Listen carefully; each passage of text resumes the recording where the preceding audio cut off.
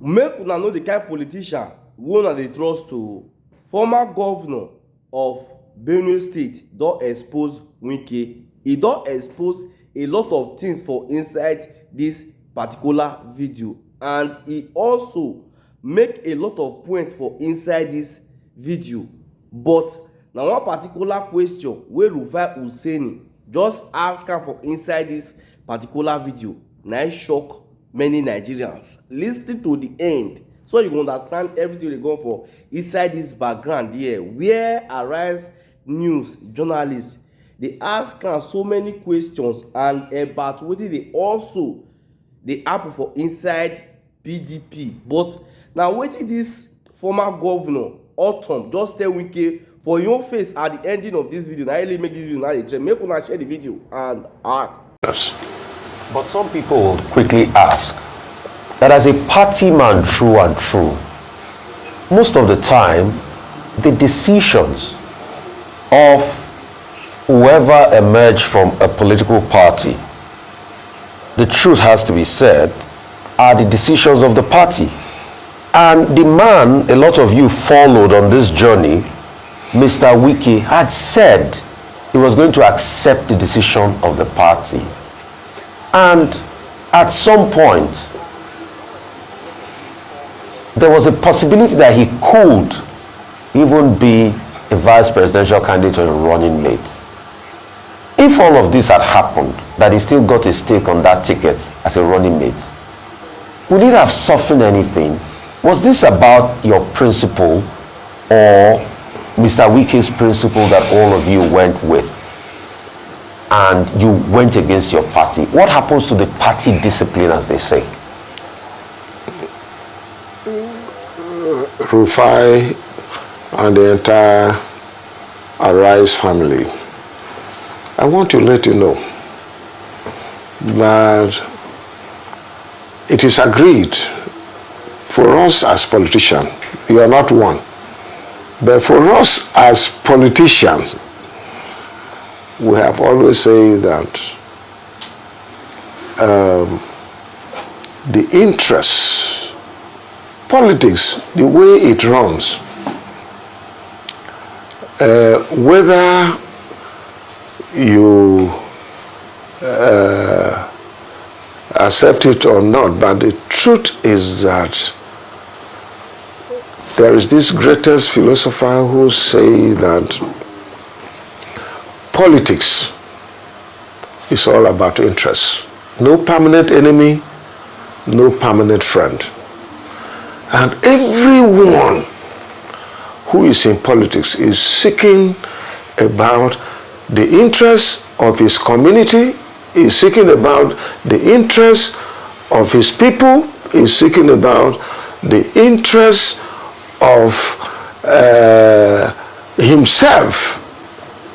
Politics is selfish. And so, where your interest is not protected, you find something else. Yes, Wike is my friend. We work together until today and tomorrow. He still remains my friend. And if his interest was protected because we fought for him to be the candidate of the PDP in Nigeria, unfortunately he did not make it. We thought that he should be the running mate, and people drafted it. And I tell you, I was in the committee, 20-man committee that was made to design a running mate presidential candidate based on the candidate. And 16 of us accepted that it should be Wike.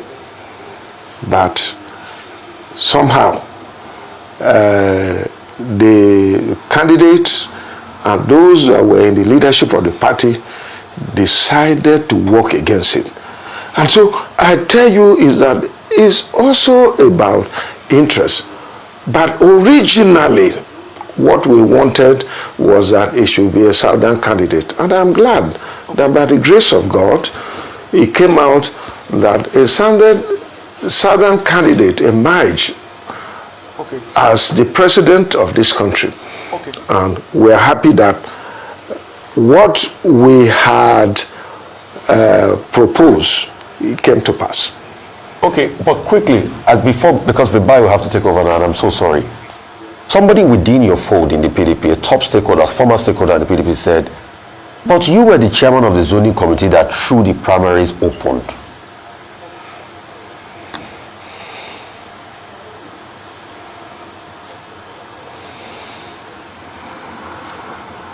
Sorry, I can't hear you. Somebody within your folk that used to be in the PDP, a top person in the PDP before. Rufia, okay. Can you hear? He said, but you were the chairman of the zoning committee that threw the primaries open. That now made Atiku emerge. And you were the chairman of the zoning committee. That's what they're saying. Yeah, I was the chairman of the zoning committee, but I couldn't overwhelm what the people wanted. And I reported back to the National Executive Committee that yes, this is the position of the committee. And somehow people felt that we should report back that it is impossible to talk about zoning in the north or zoning in the south. And so we should allow a free contest, because already before the committee went into work, people had already bought forms. Atiku bought his form, Wike bought forms, other people also bought. So the National Executive Committee was the final decision, because the committee that I chaired was just a subcommittee to recommend to the National Executive Committee, and it was decided that, well, let's go into a free contest, which was done. But everybody knew that after President Buhari's 8-year tenure, there was need for a southern candidate to emerge. If they had accepted that, all those things we discussed in the National Executive Committee, I was there, and if they had accepted that the presidency should go to the south, maybe things would have been different for PDP, but it was rejected, and it was said that yes, let us go to it and allow a free contest, which was done. Let me interject at this point, because you know the good thing about some of these developments is that they're well documented, and when you look at the documentation around it, it says that your committee, the committee you were chairman of, the zoning committee, gave a unanimous decision which gave the recommendation to NEC. So it says you all, so what was the purpose of you having a committee meeting, coming to a unanimous decision to throw the ticket open and giving a recommendation to NEC? If whatever the outcome of your committee was inconsequential, then what was the point of creating a committee to begin with? So that's my first question to you. The second question is, with all these developments, you know, Nyesom Wike has already pledged that he will work for President Tinubu to ensure that President Tinubu gets his votes. So who's even left in the PDP to vote for the PDP? How are you sure that the people left in the PDP are even interested in supporting the PDP moving forward? My sister, thank you very much. I think you should be commending me for being a chairman of a party or a subcommittee that was to zone the position of presidency, because I demonstrated that truly I was a Democrat. Even if you're a chairman of a committee, you don't just go there and say that this must be done, that must be done, and so on. You allow the decision of the people that you chair to lead, and you coordinate it and make it work. That was the decision of the committee. So there is no point talking about Samuel Ortom, talk about the committee itself. If I had said, look, even though you have accepted that the presidency should be thrown open, but I say it should go to the South, you know what reaction the committee members will do and what report. But the day we came to NEC committee and I gave that report, nobody revolted because it was their decision. So I only coordinated. I was an ordinary member of the committee for the zoning committee. I didn't have the supreme power to decide that it must go here. So it was the decision of the zoning committee. So I want you to understand that that was what led to me presenting it. So the decision was NEC. It was NEC that set up that committee. It was the same NEC that decided that it has to be thrown open. And that was done. And at the end, that went on. The second issue you have raised,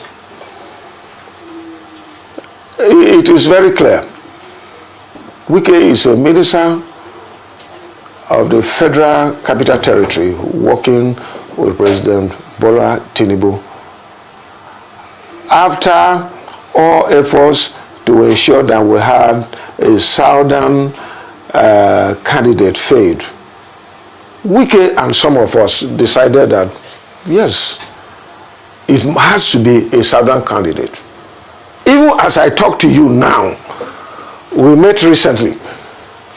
We, as those who align with our friend Wike, and we say that, look, it's needless. If Buhari, with all the challenges that he had, made it 8 years, what stopped the South from making 8 years of presidency in this country? It will be unfair. And that is where we stand. And I can tell you that that is what I believe. Because we all know that it is in the unwritten constitution that presidency should be between North and South. 8 years in the North, 8 years in the South. How can you say that the South will have 4 years and then it goes back to the North? It doesn't make sense to me. But why couldn't you influence that same thing within your own party? Why couldn't your own party agree on the same principle? If it's such an important principle, surely I told you, my sister, one thing that I think you're ignorant of is that I am not the party. I'm an individual. And I can make my proposal. I can suggest to the party. But if the party feels otherwise, it is their responsibility. It is no longer mine. So I am just an individual. And I made my proposal. I supported Southern candidate. The party said, well, let us allow a free contest, and that was done, and the result was what you saw. But even after that, we made efforts to see how we can mediate and solve the problem. But unfortunately, those who had control never listened to some of us, and that was what brought us to where we are. So we should accept what we have today as God's ordained. Remember, for me, as a child of God and somebody who believes as a student of the Bible that power belongs to God, he giveth it to whosoever he wills. Whatever you do, if God decides that it should be this person, the person will be there. You cannot stop the person. So for me, I feel that God has designed that to happen.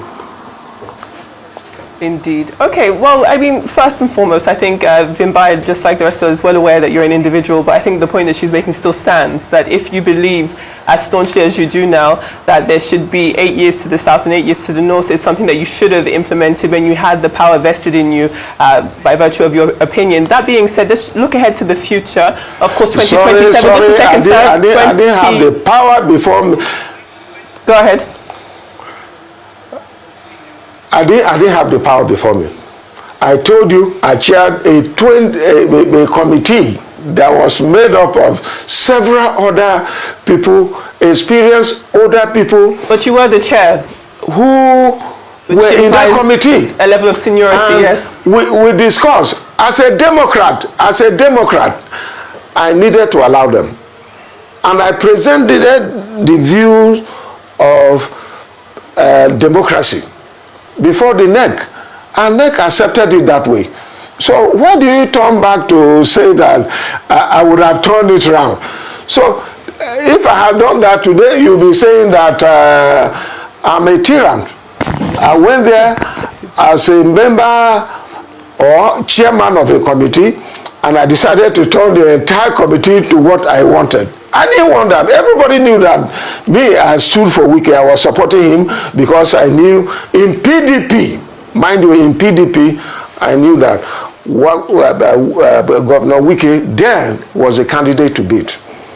But when the committee members came out and they were more in their numbers and insisted that it has to be a free contest, I had no choice that to go back to NEC, and I went back to NEC, and NEC accepted that it should be a free contest. Right. That was what happened. So there is no way you can come now and blame me for not. But was it not a unanimous decision? Or presenting a report? Sure, the decision itself, was it not unanimous? I believe you said it was. It wasn't unanimous. There was a divided house. But overwhelmingly, those people who said it should be a free contest were more. Sir, but did you not say it was a unanimous decision? So were you lying when you said it was a unanimous forget decision? About that. If I say that, it was wrong for me to have said that. The people who fine, I apologize. Those people who said it should be a free contest were more. But there were others, like even me as the chairman of the committee, we wanted that it should be a southern candidate. But more people agitated that it should be a free contest. And that was what I presented to NEC. And NEC adopted that, well, it should be a free contest. And that was what happened. Let's look ahead to the future. 2027 is around the corner, and you've made clear on this show in the press beforehand that you are staunchly behind a southern candidate. Looking at the PDP, who do you think should emerge? Who would you throw your weight behind to lead the PDP out of this issue and become the next president? I cannot say that. I'm not in a position to say that. One thing I have said, as far as I am concerned, as an individual, as Samuel Ortom, I have said that I will support a southern presidential candidate of my party. Okay. If anybody who is in my party decides to contest, that is a different thing. But for now, I am supporting a southern presidential candidate. I see no reason why I should support a northern presidential candidate. 2031, if anybody from the south says that he wants to contest presidency, I will say no. Okay. Based on what I believe. Okay, so. Because it should come to the north. To the north. Oh, okay. Thank you for watching that video. So guys, before you leave, look at the top here.